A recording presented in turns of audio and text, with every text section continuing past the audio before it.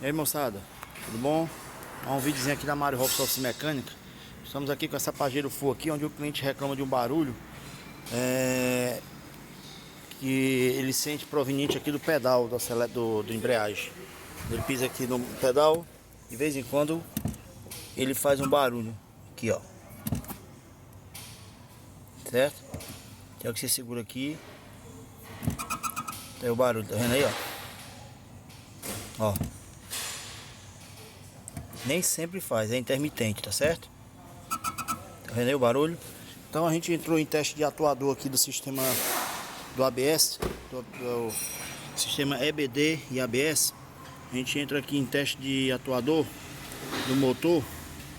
A gente faz aqui, ó, vou fazer o teste de atuador aqui do motor, tá certo? Rádio. A gente vai entrar, mostrar aqui pra vocês aqui, ó. A gente entra aqui em funções de atuador e bota em motor da bomba, né? Aí quando a gente aciona aqui, ó,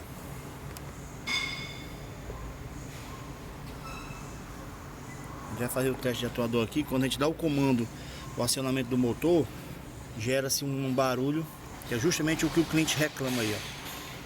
Vou botar aqui. Pronto, o barulho é isso aqui que o cliente reclama. Tá vendo aí? Nós estamos suspeitando que pode ser aqui o acumulador ou a própria unidade do ABS aqui.